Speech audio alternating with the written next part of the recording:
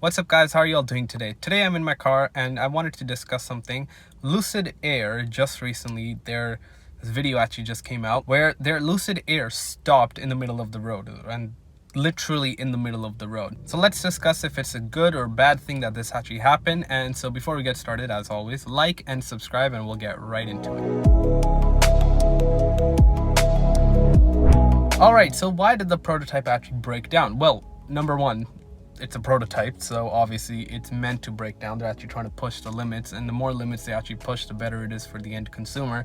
This could just be a test to see how good the efficiency of the actual drivetrain could actually be, and I feel like they've probably done a decent job at actually managing how everything is fit together, because they get 517 miles of range on a 113 kilowatt hour battery pack. By the way, yes, we do now have battery pack figures and it's 113 kilowatts, and that is honestly really impressive, because with 13% more battery, you get 20-something% more range out of this compared to a Model S.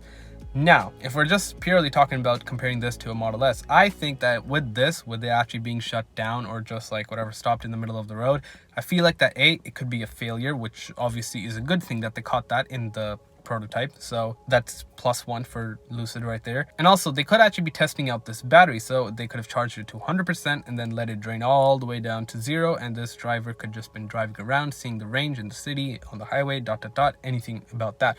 And that's also a really good thing, because they can probably see how much can they actually push the car. Now, all manufacturers with their cars or electric vehicles, they always have this buffer, usually at the top end and at the bottom end as well. So you're not actually using 100% of the battery pack. You're more or less using, depends on which car it is, but usually 95, anywhere from like 80 to 95% of the battery pack, or maybe even 98% of the battery pack. And that is purely to protect the battery. It is very bad to charge the battery to 100% and drain it all the way down to 0. So they always add this buffer, and it's even worse draining it to 0 or below 0, because what can actually happen is you can brick the battery. What happens when you brick a battery? Well, the battery just doesn't work anymore, and it cannot charge, it cannot discharge or anything. So now you have to get a brand new battery because you discharged it all the way.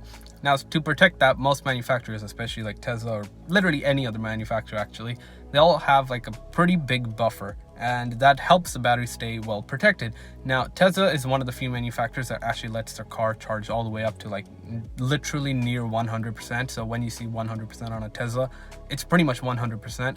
Whereas other cars, like I know the e-tron and the Porsche Taycan, they don't. When you charge to 100%, it's more like 95, 90% even. And then there's actually some others that probably only let you charge to 85% of your total battery pack. And that is why some reviewers you might actually hear, they actually talk about net capacity or gross capacity. So gross capacity is your entire battery pack. Net capacity is just how much is available to you as the consumer. And basically what that means is, just like what happened with Lucid here, they're probably trying to figure out how much net capacity should they actually keep for the end consumer. Because 113 kilowatt hours, although it's good, just like Tesla, they use 100 kilowatt hours as advertising and all that, right? But their actual net capacity is not actually 100. So they're only stating their gross capacity, but not their net. And Lucid could be doing the same thing. Or maybe Lucid is actually telling us their net capacity. So 113 kilowatt hours is usable, but we don't know the gross capacity. The gross capacity could easily be 120, 125 kilowatt hours if they wanted to. And then it doesn't look as impressive. But I am hoping that they are telling us the gross capacity instead, and this could just be one of their testing phases that they got. Now, one bad thing here is that the cars literally stopped dead center in the middle of the road, and people are passing, and the driver doesn't really want anyone else to know. So that's one of the bad things, but otherwise I feel like it's fine. And plus, he caught this in the testing phase, which is like the best place to actually catch it, and you don't want to send out basically an unfinished product. So I think what happened here with Lucid is actually a good thing, even though it might seem like a bad thing, but it is a good thing that actually happened, and I'm really excited for Lucid. Lucid is a really good company. They're actually trying to compete with Tesla, so overall, I think the end result is going to be positive for you, the end consumer, and the company Lucid. So thank you for watching. Hope you enjoyed this one, and leave a comment down below what you guys actually think. Is that a good, bad thing, or whatever? I don't know. I want to know your thoughts. So now I'll take your leave, and I will talk to you in the next one. Peace. There's a guy walking with me.